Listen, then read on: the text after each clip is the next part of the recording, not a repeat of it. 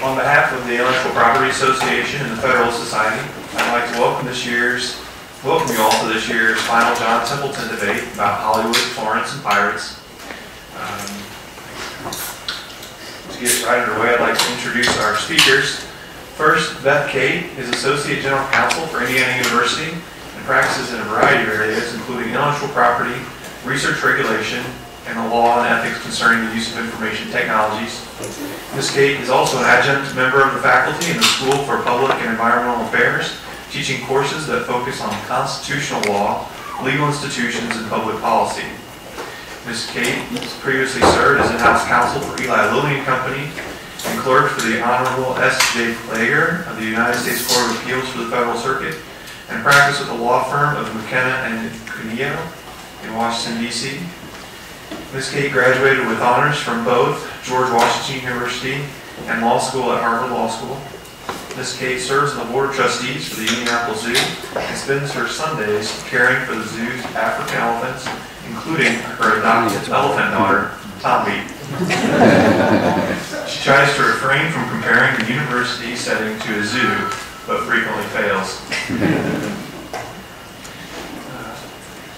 Visiting from California today is John Malcolm, an honors graduate of Columbia College and Harvard Law School. Mr. Malcolm clerked for federal judges in the Northern District of Georgia and on the 11th Circuit Court of Appeals. He has held various positions throughout his career, including Assistant U.S. Attorney, Associate Independent Counsel, and Deputy Assistant Attorney General in the Criminal Division of the Department of Justice. He has also practiced as a partner at the Atlanta law firm of Malcolm and Schroeder. From March of 2004 until October of 2009, Mr. Malcolm was an Executive Vice President and Director of Worldwide Anti-Piracy Operations for the Motion Picture Association of America.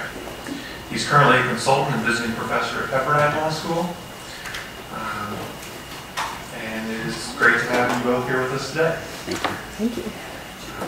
The debate will be moderated by Professor Leifer, who's a distinguished scholar and author of several treatises in intellectual property. With that, I'll turn it over to Professor Leifer to lay out the details of our topic and start the debate. Thank you very much. I just wanted to commend our students here for knowing the value of a free lunch, but also staying for the speech that succeeds that free lunch. Now, we have a very interesting topic today, two people who can certainly give you insights on it, and I think that actually our topic today in some ways is one of the key issues of our time, if not the key issue of our time, concerning copyrighted works. And modern technology, of course, has allowed us, and it's pretty remarkable that this has happened in a span of a few years, to download not only music in seconds off the internet, but also to do so very large files, much larger files, concerning things like movies and the like. Which can be done in a matter of minutes, if not seconds. So this technology, of course, is double-edged. It's permitted us to have access to work and disseminate them in ways we never dreamed possible, but it's also allowed us as well to engage in, some of us at least, engage in massive illegal copying. Well, that's the issue that we're going to talk about today, and we have two people who are going to address that issue. And one, of course, is John Malcolm, who in his previous life with the MLPA was at the center of that movement to protect the copyrights of the movie industry and the copyright owners. And Beth Cate, of course, is caught is coming from another direction. She's in her situation has seen very up close the kinds of efforts that have been made to protect the copyrighted works and the kinds of results that occur when copyrighted works are protected in a zealous fashion, and sometimes perhaps even too zealously. We'll hear about that. So we're going to start with John Malcolm, who's going to present the perspective from the motion picture and copyright owners. Thank you. It's a pleasure to be here.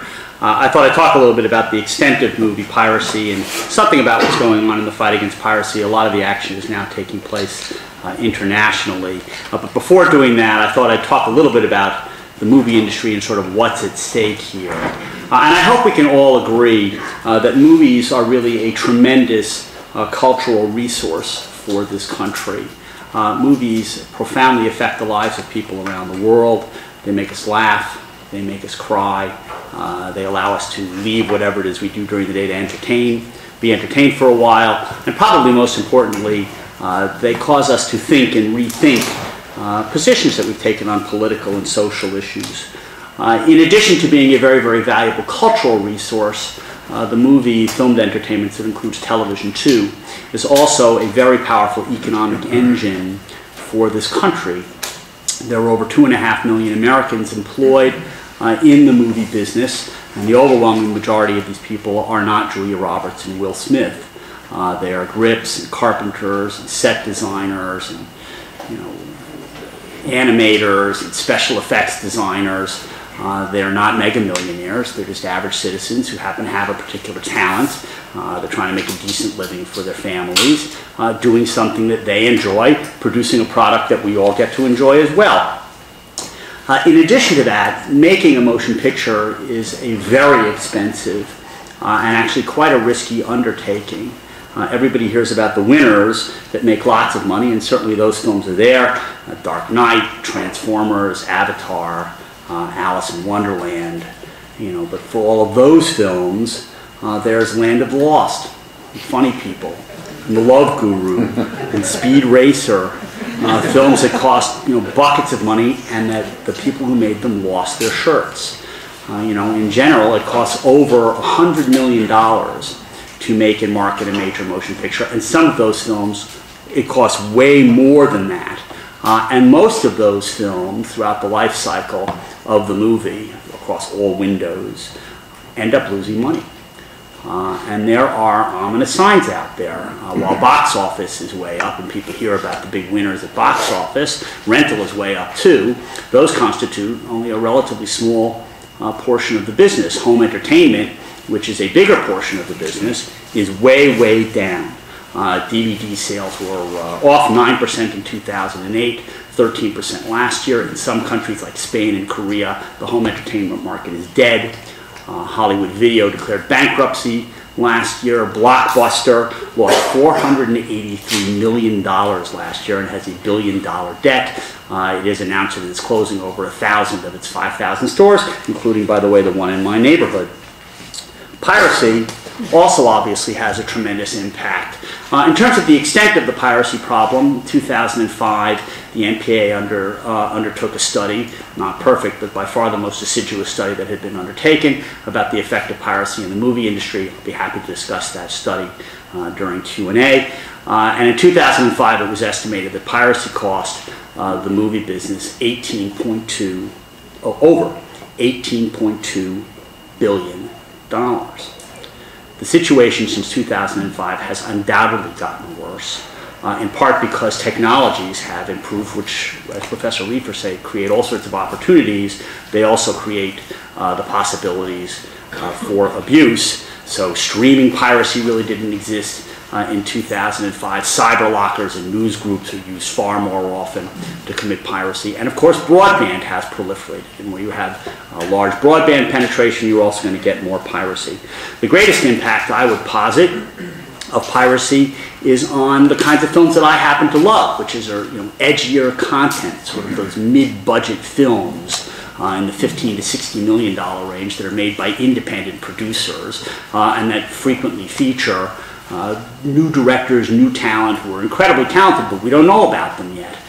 Piracy hits the independent producers hard, also for reasons that we can discuss. There's a lot happening on the piracy front, some of it taking place domestically.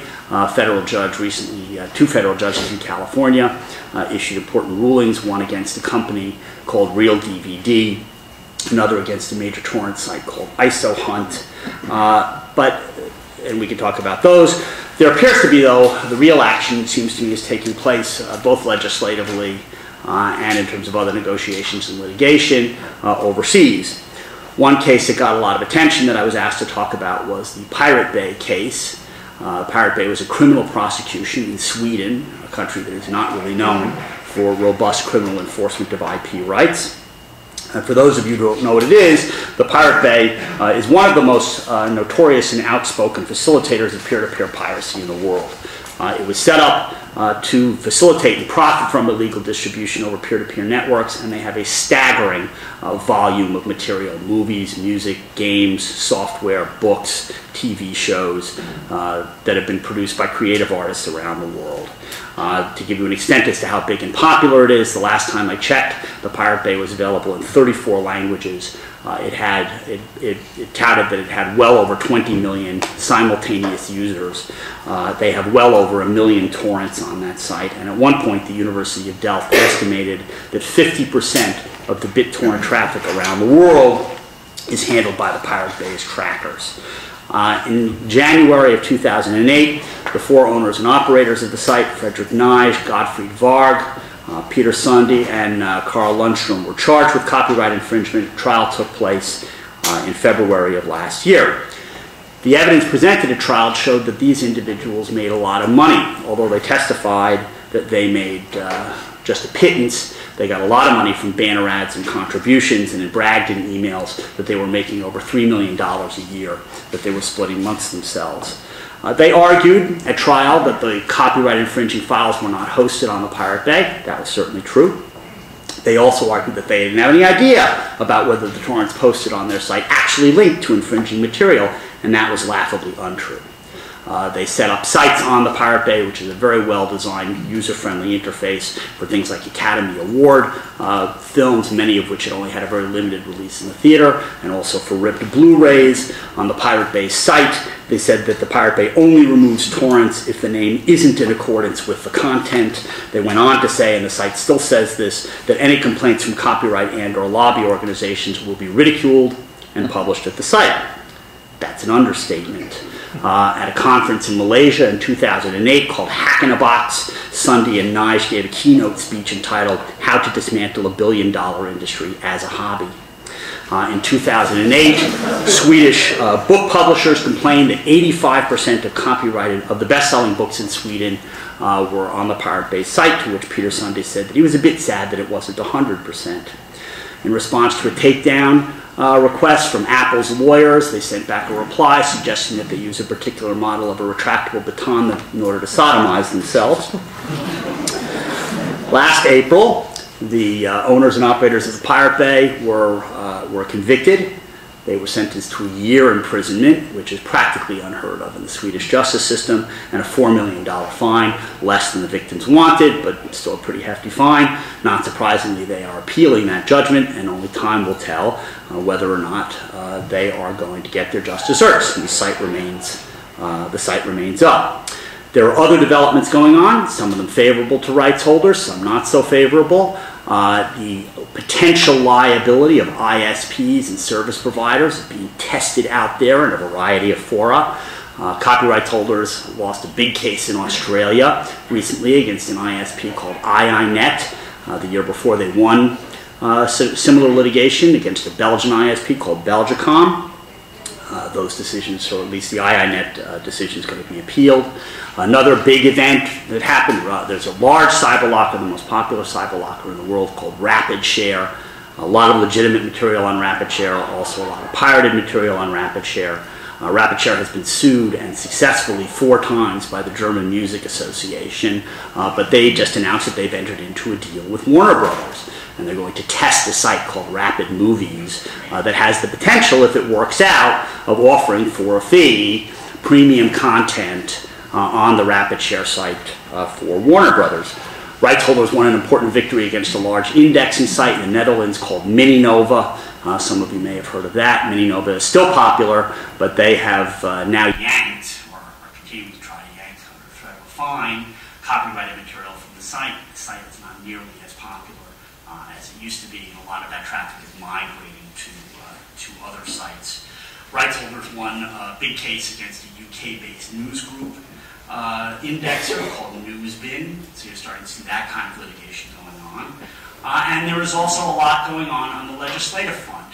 In New Zealand, in Taiwan, and in France, legislation has been passed that varies somewhat in their form, in which ISPs will have some role to play in terms of trying to clear up their sites, and people who use those accounts in order to engage in copyright infringement will receive various warnings. They'll have lots and lots of opportunities to stop that kind of activity, but if they continue to recidivate, they run the risk that they're going to get their accounts suspended or possibly terminated. The UK, the House of Commons just passed the Digital Economy Bill, which does the same thing, so we'll see what happens when that goes to the House of Parliament, but that looks a bit foregone conclusion.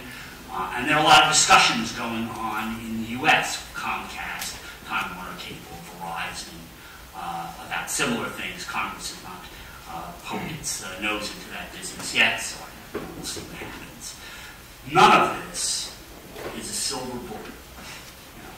There are always going to be very tech-savvy people out there who want to get cool stuff for free. And they're going to find a way around whatever systems you put in place. Proxies, encryption, anonymizers, all the things that they know how to do that I frankly don't. There are also a lot of very important questions that have to be asked with respect to these regimes that are being put in place, having to do with overbreadth and censorship, due process rights for people who have allegedly engaged in infringing activity. All of these are implicated, and they need to be addressed in a moral perspective, a legal perspective, and a technological perspective. Hopefully these matters are going to be addressed in a sensible and civil way. Certainly have my doubts about the latter. I have some hope for the former. And if they're addressed properly, then people are going to be able to take full advantage of all of the wonderful opportunities that the Internet presents, while at the same time leaving plenty of room for creativity and for the rights of artists who utilize their time and talents to enrich our lives. Thanks. Thank you, John. Well, there's a lot of food for thought here. Beth, Cate, I think we'll hear your perspective on that. Okay, thanks very much. And thank you very much. It's a pleasure to be here. I wanted to, I think, probably start just by giving you a little bit of a sense of what my experience with these issues has been. And I should probably start with the famous disclaimer that everything I'm about to say are my own views, and you shouldn't attribute it to my boss who doesn't know that I'm here. So, but as a university attorney, probably the way that I've encountered these issues the most, especially in the last 5 to 6 years, has been on the receiving end of subpoenas from mostly the music industry, but to some extent the movie industry and software industries, where they are attempting to find out which students have been allegedly infringing using the IU network. And in the course of dealing with those subpoenas, I had more conversations and clocked more hours than I think I care to recall with students, with their parents, with trustees, with lawyers for the content industry, and so on, trying to get a little bit of a better handle on this and the big picture, and have spent some time thinking about it and the issues that are presented in our discussion today, and a lot of which John's already touched on very eloquently. I think that some of what I guess I saw, and in talking with colleagues at other institutions of higher education, I would say that we have seen generally as a sector raise some concerns about some of the enforcement activities that, if they are replicated by the movie industry the same way they played out with the music industry, before the music industry at least stopped pursuing individual litigation against users for the most part. I guess those concerns would remain, and we'll talk about those in more detail, and I'll mention them in more detail in a second. I do see, and I would completely echo what John said at the end of his remarks about a call for a sane dialogue on this. Actually, we've had the posters out there with pirates and the pirate image and everything, but to be honest with you, I think that this set of issues is an example and a symptom of what we're seeing much more broadly in our political and social debates, and that is complete demonization of side-by-side with an absence of meaningful dialogue and realistic problem solving in the middle. And I would hope that maybe this can provide a platform for people to come together and find some solutions that, on the one hand, allow for tremendous technology development and for creative expression to flourish. On the other hand, give some sane amount of compensation to copyright holders and to creators. In that regard, I guess I also see this from a higher education perspective as one piece of a much bigger copyright picture and copyright law picture, because I think that this debate gets a lot of attention. It gets attention from legislators. As John is saying, Congress has had its eye for a long time on the higher education community, asking what are we doing to stop students from engaging in piracy. And only recently has perhaps turned its attention a little bit more to commercial ISPs. So there's a lot of attention, paid in that sense. But at the same time, higher education has a number of other copyright issues that we would like addressed, and sometimes this debate really impedes that. For example, the sheer length of the copyright term, the ability to make use of a vast array of materials, including old movies. We have that case right here at IU.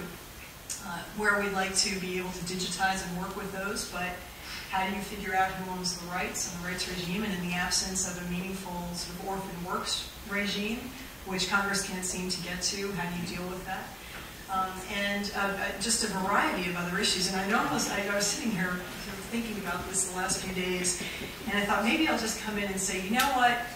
Fine, let's put all the Pirate Bay people in jail forever, but let's go to a copyright term of 14 years again. It's the 300th anniversary of the Statute of Anne this week, apparently, the first copyright law out of England, and that provided for a 14-year copyright term, which later got expanded and expanded and expanded to now we have something that lasts very long, is extraordinarily broad in scope.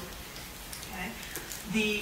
From the user side, does not seem to have at least as clear-cut user protections as the scholarly community would like. So again, I'll sort of talk about the debate with respect to torrents and how they relate to movies, but I do think it's important for us as a community to see the bigger picture here and to help those who are trying to work toward a solution, legislatively or otherwise, to see that bigger picture too, because a little more give from copyright holders on some of the issues that, frankly, from my perspective, they cannot always be very reasonable on, in terms of other meaningful uses, the types of uses that copyright law was designed to support, and that is to promote the flow of new creativity and expression. Okay. Would assist in getting, I think, some more support for dealing with the people who, as John rightly said, are flagrantly out there on the pirate bays of the world, sending nasty grams back to the people who say, wait a minute, stop, infringing our copyrighted content. I had seen the retractable baton email, and I thought, okay, tough to defend that.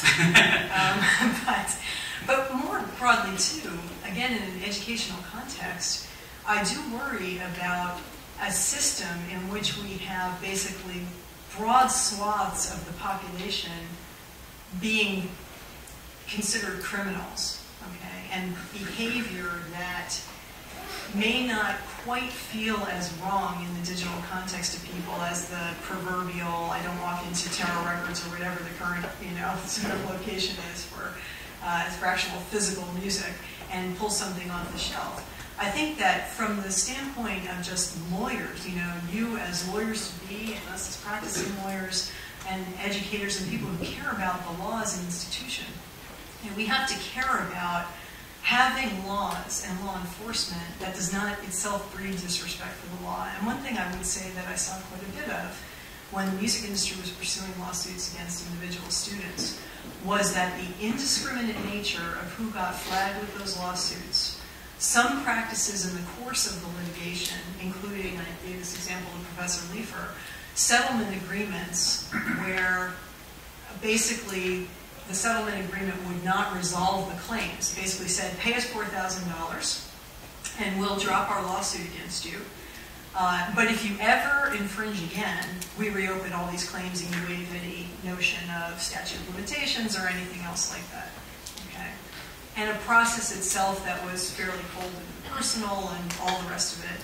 I think that we should not go down the road in which we have laws and enforcement activities that equate this activity with being sort of the lowest, scum of the criminal earth, that everyone's a criminal because they want to consume music and movies and material in a certain way, but rather come to solutions that make sense, that make use of the ability of technology to deliver content and also to get some payment back for it, expand the ability to have subscription services and other sorts of legal alternatives that make sense, come up with some sane bundled licensing efforts where you can capture people who are already using, as part of their ISP subscriptions or other sorts of activity, they can encounter this content and effectively pay for that and spread that around in a meaningful way.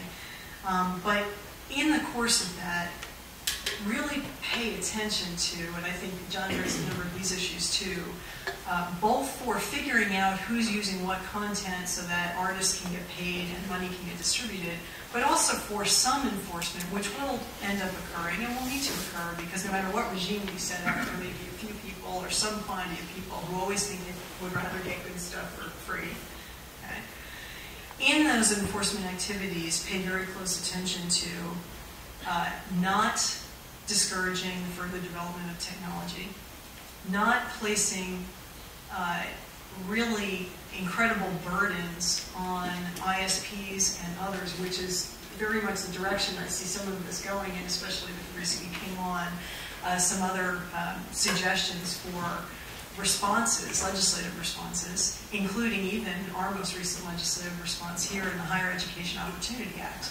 Congress has imposed new obligations on universities and serving as ISPs for all of you to both engage in some further educational efforts on copyright, which we were doing anyway, but also to effectively combat, to come up with plans to effectively combat piracy over our networks or infringement over our networks, including the use of technological measures. Congress left open what those would be, but there was a vast amount of debate along the way as to whether that would mean sniffing our network for certain types of traffic, and whether it would mean other forms of intrusion into the network traffic to try to figure out what was going over that network. That obviously raises some privacy concerns, some potential suppression of free speech concerns, and whether or not people in this process are kind of being presumed guilty and the sorts of kind of, 3 strikes and you're off the network solutions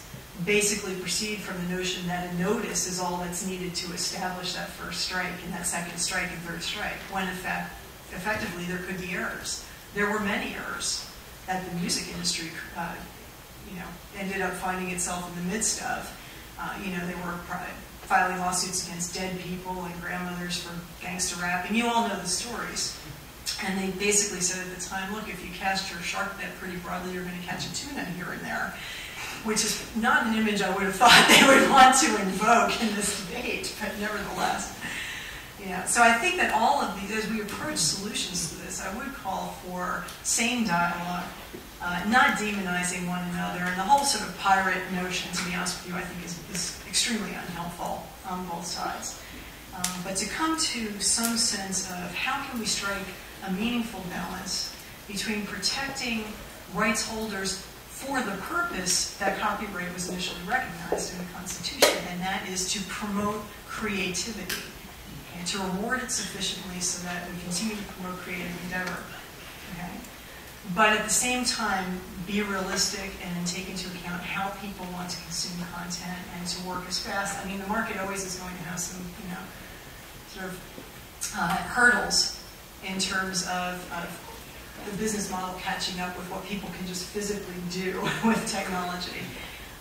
But to try as much as possible to work along those lines to come up with sane solutions. Legislation troubles me because, to be honest with you, if anything lags behind reality, it's legislation and the legislative process. I mean, we all know by the time Congress can get their act together, the legislation has far outpaced technology has far outpaced the legislation.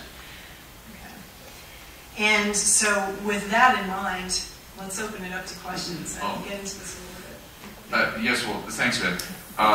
John, do you have perhaps a response to make here? Yeah, I'll just on a few points. I'll try to keep it brief. With respect to the problems that we face with respect to orphan works, I sympathize with you. I'm totally agnostic on orphan works. I know nothing about the licensing of that. I'm also agnostic, since I no longer work with MPAA and the studios, with respect to the rightness of the length of the copyright terms. And certainly there, the media companies exercise a lot of power. Disney's petrified about Mickey Mouse falling into the public domain, and probably the pendulum swung too far. I'm totally agnostic on the issue.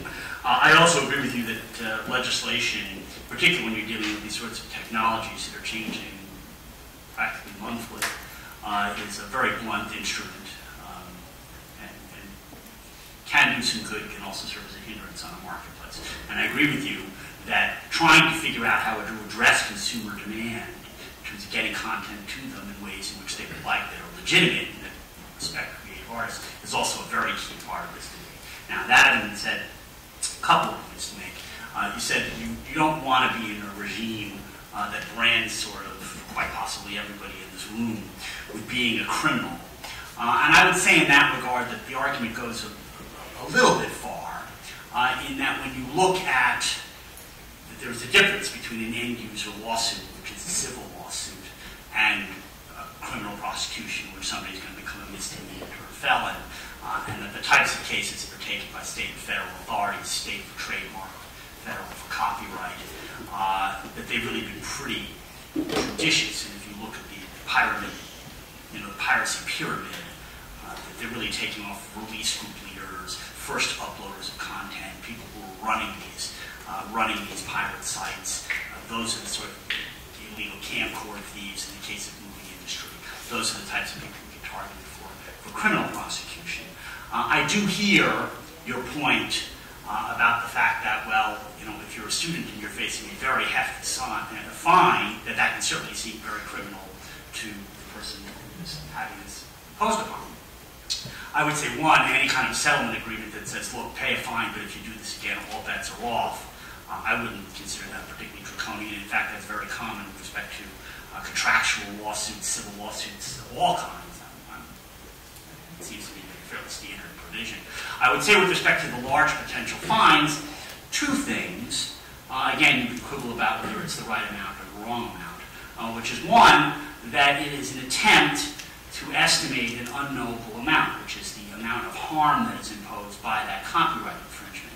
And let's face it, we now live in a digital world where the internet is borderless and seamless, and that one copy that you have can end up being distributed thousands, if not tens of thousands, if not hundreds of thousands of times. And the other thing that I would say, and this is not unique to copyright infringement, is that everybody knows that the odds of your being sued are small.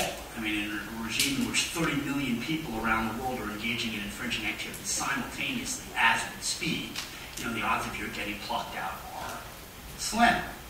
But it is also the case, this is the case in many other laws, like antitrust penalties, which are treble, punitive damages, that they want to have a big deterrent there, so that when you're engaging in this sort of activity, the odds of your being caught are slim, but you are engaging in risky activity, and if you get caught, don't come crying because you were warned ahead of time.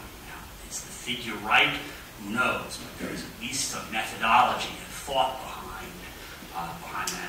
I have other comments too, but I'll wait for Q&A. Beth, you have a brief comment? I do want to allow some questions for the audience before they. Sure.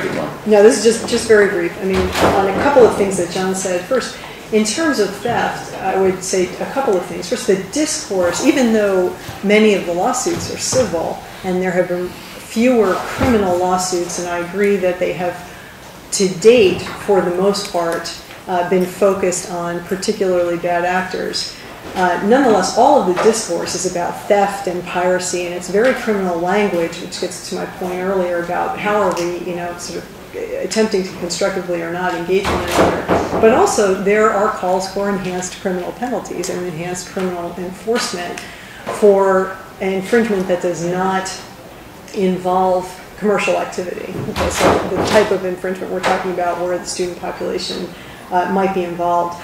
Also, with respect to the lawsuits and the amount of damages that are being sought, providing a big deterrent, I guess I would question that, to be honest with you, and you all can make up your own minds. I will say, without naming names, I've heard plenty of people along the way opine to me that in fact these lawsuits, because of what John said before, is you think that the chance of you getting caught is particularly slim. The lawsuits you read about have relatively no deterrent effect. And frankly, the Pirate Bay lawsuit hasn't had much deterrent effect on the availability of the material out there right now. It's still up while these appeals are going on. And so far, there's been just complete defiance in regard to the outcome of that lawsuit. As a prosecution, wasn't a lawsuit. As a prosecution, sorry, I'm using that term broadly. But in any event, the material is still out there. So I guess my point ultimately is that we can talk about these enforcement activities. At the end of the day, it hasn't seemed to me, watching this, that they are ultimately going to have a substantial effect, or they're not going to provide the ultimate solution. They may be an arrow in the quiver. People can debate, reasonable people can debate upon how much impact they actually have in the long run. I tend to think maybe less than John does. No, I would agree with you. Yeah, so I would look forward to instead trying to forge sooner rather than later some kind of sane, meaningful regime where we're all back within the law and yet operating in a way that we think is reasonable. I have one question to ask before we open it up, and I'll just start off the question this way. Both of you have denigrated legislative fixes to the problem. There's no silver bullet and the like. There is one legislative movement that we find afoot internationally that has received, in some quarters, favorable press, and that is the 3 strikes you're out laws, which have been passed in France, in particular. Hasn't gone into effect quite yet, and also in New Zealand. The way it works is that if you caught 3 times downloading illegally, you lose your privilege to have internet service. And this 3-strike you're out type law again is controversial, and I would like to have your thoughts on this very briefly. Sure. I think that John will start with you. Sure. It's not quite like that. I mean, I guess there are too many people in the world who watch baseball. And, so they're all called 3 strikes laws, which I think is kind of unfortunate because, in fact, there are many different things that you can do. It doesn't have to necessarily be 3 warnings and then your account is terminated. You can receive several warnings. You can have your bandwidth limited, so you can still get things like your email and voice over IP, but you can't engage in peer-to-peer transactions. You can be put into a walled garden where you have to acknowledge notice of this kind of thing before getting your internet service restored. And certainly in France, with the legislation which is called the Hadopi legislation, I mean, the European Court of Justice has said that internet access is a fundamental right, and that you can't have termination without extreme due process, meaning a judge has to order it. And indeed, in France, the entire regime of reviewing the notices of infringement and seeing whether or not the information is accurate is done by a separate government agency. So there are many different ways to look at this, and I agree that due process rights are important because notices can be wrong and mistakes can be made, and I wouldn't necessarily put internet access up there with breathing and eating and wearing clothes, but it's pretty darn important in the world that we're in today, and I think that if you consider all of that, it's also an effective way of attempting to address the problem. I mean, there are big networks, so how much content recognition systems work and whether you need to go to more draconian measures with privacy implications like deep packet inspection all need to be discussed and worked out. But it is a way of addressing the problem at the source. Same thing, I suppose, with respect to universities. I mean, one thing that needs to be acknowledged is that ISPs and universities already, to some extent, engage in content recognition systems and deep packet inspections. They just do it in order to monitor traffic and to cut out worms and viruses and those sorts of things. So these aren't new concepts. It's a question of sort of how they're employed and to what extent. I'm not sure what the final solution is, but the ISP certainly, it's their pipes, and they have greater insight into what it is that's going on, and they have better idea about what is technologically feasible on their networks. And by the way, if they eliminate all this copyright piracy, their pipes will also flow freer. So there should be ways to have win-win solutions that still adequately protect privacy and give people due process rights, which I agree are important. Yeah, I mean, I think there may be ways to try to adequately address the privacy concerns. I think that with respect to the pipes flowing more freely, you've got to weigh, on the one hand, perhaps not having material that is purely entertainment-based and not education-based flowing through your pipe. On the other hand, there may be, some degradation of the quality of your network service as you search for all of this stuff, and depending on how deep you're sniffing those packets and so on, I mean, there can really be some effect there. The other thing, and again, I mean, I'm coming particularly from a university perspective where the legislative focus had been, and really kind of has been, that I've seen very much on universities as ISPs and not so much on commercial ISPs. Well, here we are, we provide this network for educational purposes. We're not flush with cash, especially now as a sector. And so the more obligations for enforcement of content holders' rights are imposed on us without a corresponding means of paying for that, that creates significant concern, and there was considerable concern in the higher ed community and questions asked back to Congress as to why we're being treated differently from commercial ISPs. Now, the sorts of proposals that you both are talking about are not focused on higher ed per se. I mean, they're focused on internet service providers generally. But, I do think that when we sniff our network traffic for worms and viruses and other sort of security-based measures, I guess I do see that as a little bit different in this sense, okay? Protecting the security of the network for all traffic going over it. One of my concerns about going down the road of doing substantial network monitoring for infringing material is actually the content holders, or the copyright industry and the content holders are not the only folks who want us to sniff our network. The police, who are concerned about child porn, who they believe that that's actually more important than copyright infringement, would like us to check for that on our networks as well as other criminal activity, terrorism, and so on. And so I do worry quite a bit about the sort of precedent that may be set in how this debate plays out for service providers generally and what we may see down the road. So I would definitely urge those engaging in this debate to keep that in mind as well. I think it's a perfectly sorry. Yeah, I think it's a perfectly legitimate point. I think it's just important to acknowledge that a lot of these tools do exist that are currently being utilized, and then it is a question about how far do you want to go. I realize that there's a cost involved, and Congress under the Higher Education Act ties a lot of this to grant funding. Universities get a fair amount of money, but also part of the message of a university is certainly to foster research and debate and academic advancement.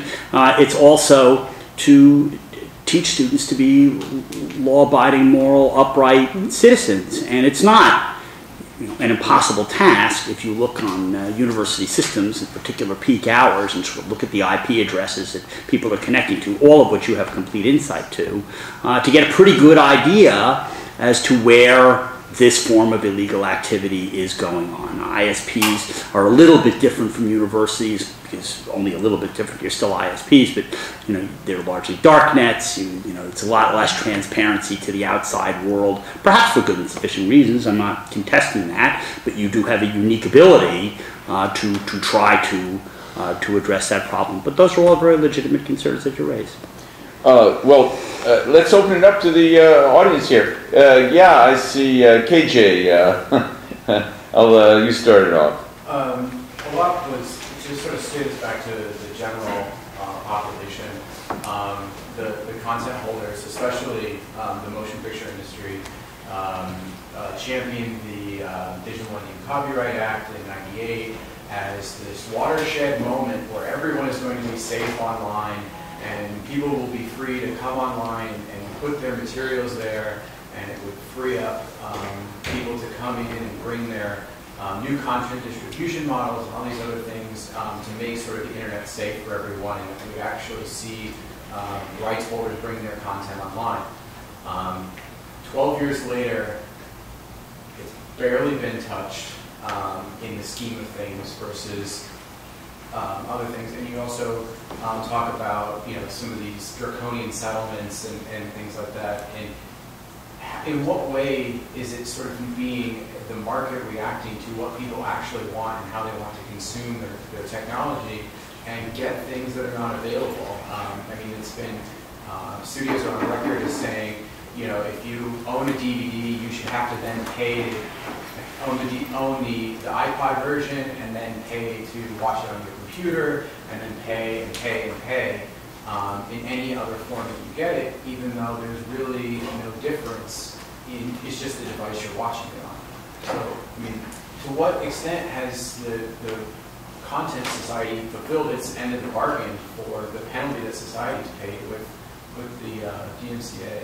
And okay. I heard at least 3 questions in there. But they're all really good questions, I have to say, so this is good. The DMCA was an important piece of legislation. I wasn't in the movie industry at the time that it was enacted. I don't think that it was addressed specifically to online delivery of systems, but it was certainly addressed to new forms of digital media.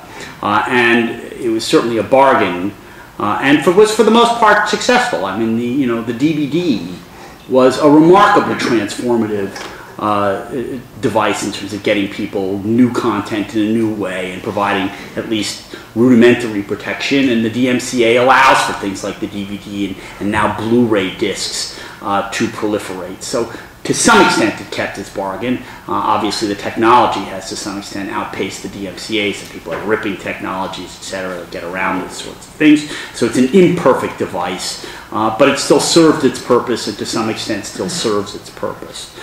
In terms of the lawsuits and trying to deal with consumer demand, I'm not sure I'll get everything of what you said. I mean, there is no question that, interoperability, that was a big issue you raised. There are some very smart people sitting in corporate boardrooms looking at all of this activity that is going on and seeing people on different devices and seeing people where they want to get material and at what cost, at what price points. And they're trying to tap into that demand. And so you are seeing some legitimate video on demand services, Hulu, Grouper, Amazon and Netflix now download. You're seeing some response to that. I think perhaps more robust than the music industry saw, but it is tough. It is tough making a profit at that because the margins in terms of the eyeballs, the number of eyeballs you get to a site like Hulu are very, very, very small, and nobody has yet found a profitable model. Interoperability, big problem. People get it. You don't want to be able to buy your DVD and then have to buy a different version for an iPod. All I can tell you is some of the studios, for instance, would sell you a DVD and then you'd get a free digital download that you could put on your computer. There are initiatives going on at Sony and Disney to try to deal with the interoperability issues. There are both technological problems and licensing problems, but I suspect that those issues will improve over the next couple of years, particularly with improvements in cloud computing. Yeah, I would just add on to that. I do think things are improving. I do think the industry is trying to respond, and I've seen a proliferation, I think, of sites where it's not all the content everyone wants right then and in the format they want it, but it's substantially more content every time I check back. And I think that the industry, it is going to take some time to match people's demands, which are themselves changing at the same time. And so that is really a challenge. But I think with the DMCA, one of the things that I think in this discussion we should keep an eye on is the DMCA struck a balance in terms of copyright enforcement, largely by saying, well, ISPs, if you're the conduit, you're sort of removed from liability, okay, for what people are doing on your network, because we don't want to stifle the development of the internet. Okay? For those of you who are hosts in some form of this material, we have the notice and takedown provisions, okay? And so if you act in a certain way, this is what your obligations are going to be. Now the pressure is to expand the obligations of all of those parties to see if a different balance can be struck. And that's where the challenges that I think we've been talking about come into play. Will ISPs themselves be obligated to do more to monitor what sort of traffic is going over their networks? Will sites themselves have to do more than simply engage in simple notice and takedown, and so on. And so that's, the debate we'll continue to have. But I do think, just as I don't like it when the, content industry demonizes users, similarly back, I think that sometimes the content industry is demonized when in fact there is real movement in trying to meet consumer demand and to come up with a model that is profitable, because it's obviously proving quite difficult. Even with the chorus coming up as a music, consumption, that notion that we would research and come up with the all-encompassing, model that was going to work, it hasn't happened yet. And that's why all of you bright minds need to get on this issue quickly so that you can help solve it. I guess the only quibble I would have is whether this is a question of whether the rights holders are trying to push ISPs and other service providers beyond what's in the DMCA, or whether they're trying to get them to fulfill their obligations under the DMCA, which requires effective implementation of its provisions in order to qualify for a safe harbor.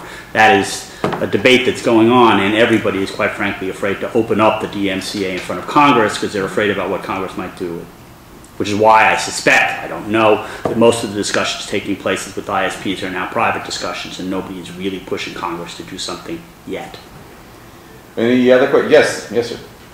People seem to make the argument early on that one of the big problems with piracy is that it stifles the creativity of the music industry and the film industry. But in terms of trying to connect that idea with the masses, the people who do pirate this music and illegally download it, or movies, it seems like, highest grossing movie of all time came out in the past year. There were 10 great movies nominated for Best Picture.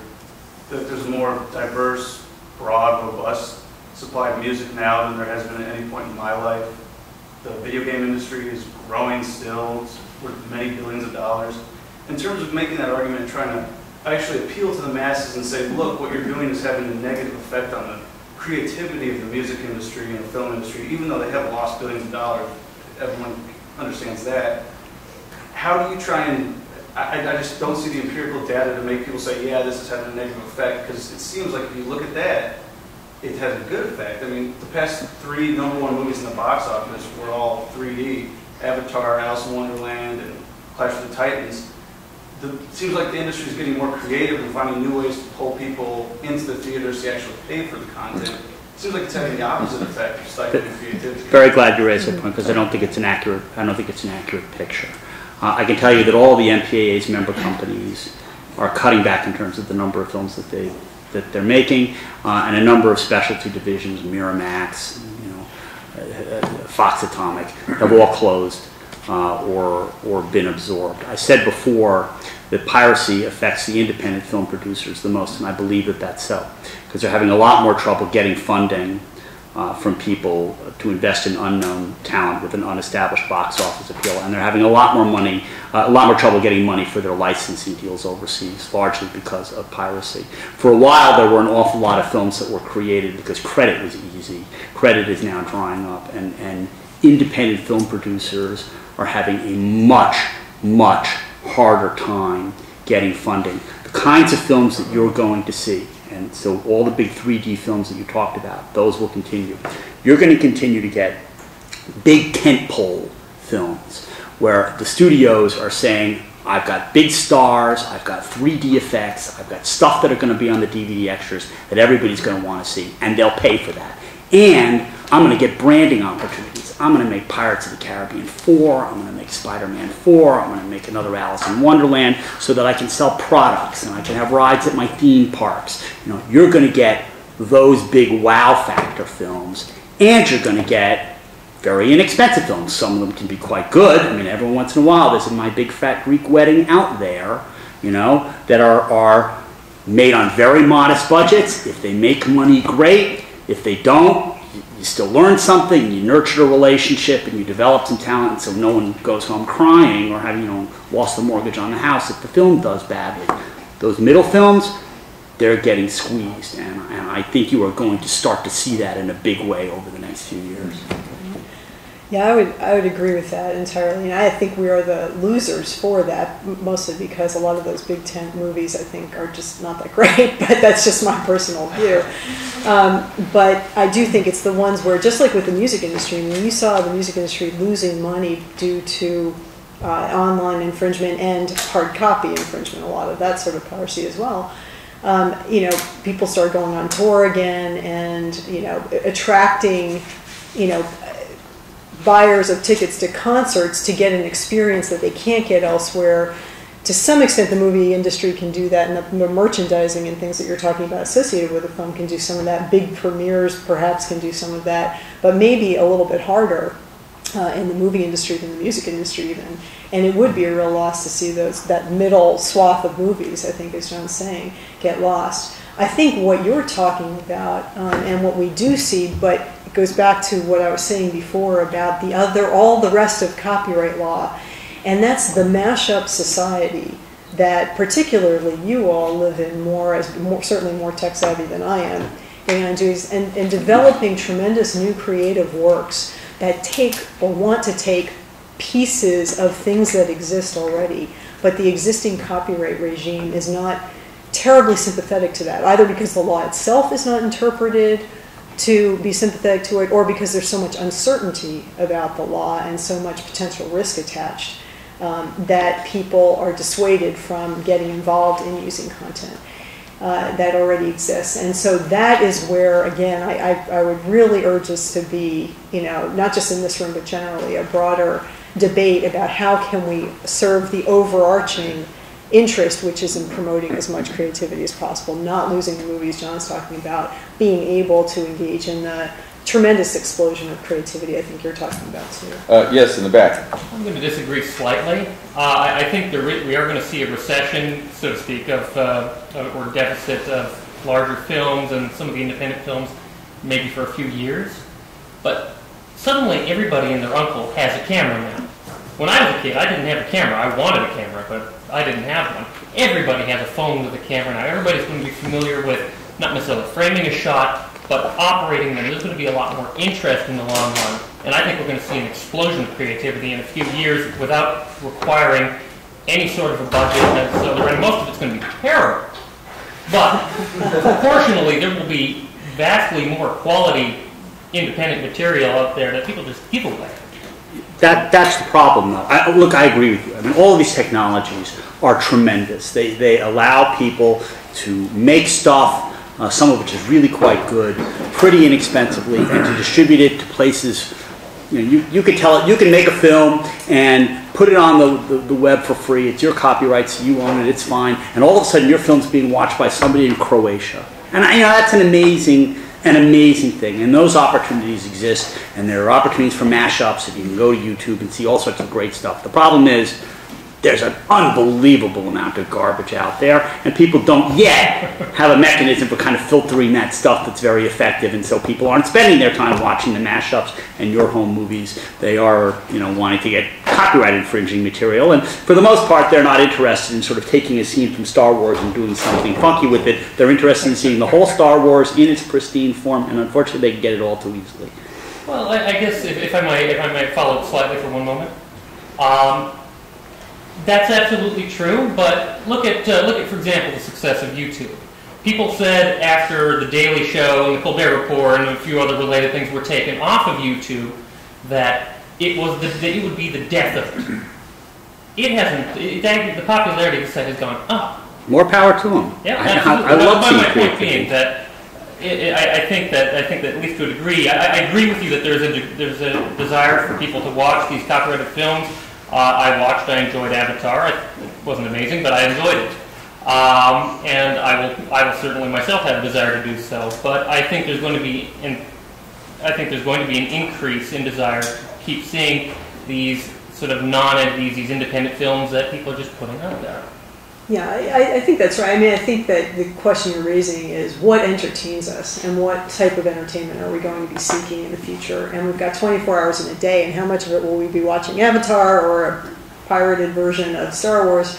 And how much will we be going on, YouTube to watch the Harry Potter puppet show or something like that, And people seem to be doing quite a bit of that. And maybe doing much more of it as people's independent creations get more and more sophisticated. And it's part, I think there's an overarching, again, within the academic communities that we all exist in. We're seeing, I think, an increased focus on a broader open source community, if I can use that term pretty broadly, that contributing your own work to a collective effort may not be as scary fiscally and generally as people thought, that you don't have to get paid for everything you do in order for it to be worthwhile or to lead to greater benefit at the end of the day. So I hope your vision comes true. Yeah, and the red hat in the back. I'm wondering, Mr. Malcolm, you specifically referenced earlier how Blockbuster has been hit a lot as far as the home entertainment issue is concerned.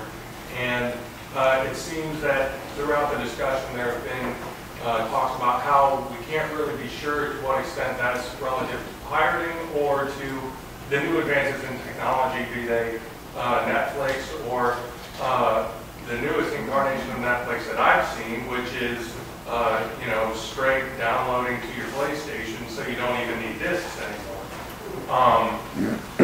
So my question is, to what extent are we looking after the interests of an industry's status quo rather than the interests of society as it's evolving?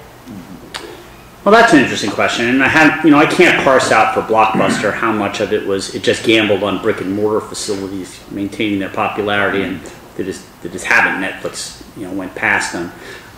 They're now engaging with a company called NCR to try to replicate the red box phenomenon. Maybe they'll make some money there. I certainly think that there are people whom I used to work for in the movie industry who would like nothing better than to be able to put the genie back in the bottle and go back to an economic model that worked back since the days of D.W. Griffin and made them lots of money, which is why they call them moguls. That can't be done anymore. But I do think that at the same time that you are trying to enter this brave new world and take on things like the movie theater distributors with respect to shortening windows and trying to work out deals, you have to do something on the stick end of the carrot and stick equation to deal with a problem in which there are people out there making buckets of dough by simply stealing something, ripping it, making it available, making it look attractive, slapping it up on a site, making a lot of money from banner ads, and having people download it. Now, the end user lawsuits, the movie industry didn't do very many of those. There are now some being filed, I saw, by independent film producers. The independent film producers, again, like I said, are being hit really hard, and that's what they've chosen to do. It wasn't a strategy that we relied on very, very much. We also have to avoid a lot of the mistakes the music industry did in terms of our target selection, but we chose to go higher up again along that pyramid. But if I were to talk to my colleagues in the music industry, they would say, well, we took a bullet, took a real hit with our customers, but it also raised awareness of this real problem, and to some extent it stemmed the tide so that we could allow places like iTunes to flourish. I don't know exactly what the proper mix is. Well, with John, I think we're going to have to have the last word there, and I think we're going to have to stop because for obvious reasons. Anyway, thank you all for coming. It was a very engaging, interesting debate. Wonderful questions from the audience, and So until the next time, let's. Thanks for coming.